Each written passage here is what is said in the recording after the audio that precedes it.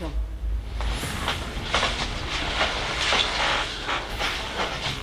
Et la réelle, et la réelle. Entrez. Salut, bien ou bien? Tiens, qu'est-ce que tu fous là? Mais j'habite là, vu que je suis toi. Moi, c'est plus compliqué que ça, mais qu'est-ce que tu veux? J'ai besoin d'oseille là, c'est comme que t'écris l'épisode 4 des Trolls Aventures de Pulco. Désolé, j'ai pas le temps de m'y consacrer pour l'instant. Et puis merde, tu es moi. Je n'ai pas besoin de te payer. Bon, pour l'oseille, ok. Mais si t'as pas le temps d'écrire, pourquoi t'as créé une deuxième chaîne YouTube? L'animation, ça prend du temps. Surtout quand il y a plusieurs personnages. Ouais, c'est pas faux. Sinon, tu regardais quoi avant que j'arrive? What If, la nouvelle série Marvel. Ah oui, je connais, ce sont des histoires alternatives, des films du MCU. Je viens d'avoir une idée.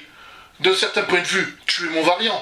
Oui. Est-ce que ça te dit de faire la review de la série à ma place? Oui, mais y a qu'une seule vidéo, c'est naze. Non. Là, c'est une vidéo par épisode. Sauf s'il y a plusieurs épisodes qui sortent le même jour. Dans ce cas-là, tu chroniques les 2 épisodes en une seule vidéo. Logique. Dans ce cas-là, je suis preneur.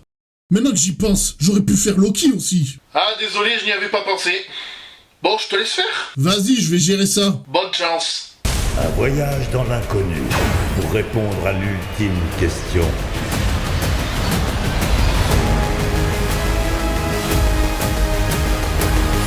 Et si?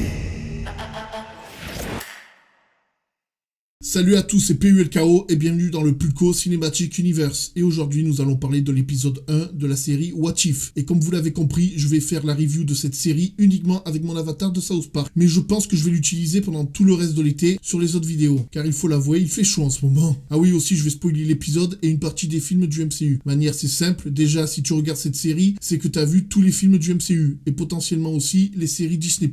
Alors, avant de faire la review de l'épisode, il faut savoir ce qu'est What If. Alors, What If, c'est tout simplement des histoires alternatives des films du MCU. Et dans l'épisode 1, c'est une histoire alternative du film Captain America First Avengers. Et dans cette version de l'histoire, c'est Peggy Carter qui prend le sérum du super soldat à la place de Steve Rogers. Dans le film original, le Dr Erskine avait demandé à Peggy Carter d'assister à la transformation de Steve depuis une cabine. Là, en l'occurrence, elle n'a pas été dans la cabine. Et c'est cet événement qui fait que l'histoire change. Alors, malgré le fait que j'ai passé un agréable moment à regarder cet épisode, il y a quand même certains défauts à prendre en compte. Alors, je veux bien croire que le changement opère au moment de la scène où ils doivent injecter le sérum du super soldat, mais la scène où Crâne Rouge va à Thunberg récupérer le Tesseract est foireuse. Je m'explique, dans Captain America First Avengers, cette scène a lieu au début du film, alors que là, ça a lieu après la transformation de Peggy Carter en super soldat. Aussi, je ne me rappelle pas que Crâne Rouge avait pour projet de faire venir un Kraken avec le Tesseract, ou alors un détail m'a échappé. Aussi, le fait que Howard Stark ait pu créer la marque 1 d'Iron Man, pour moi, c'est du bullshit total, même si cette dernière est alimentée par le Tesseract au lieu du réacteur Arc. Dans le MCU, Howard Stark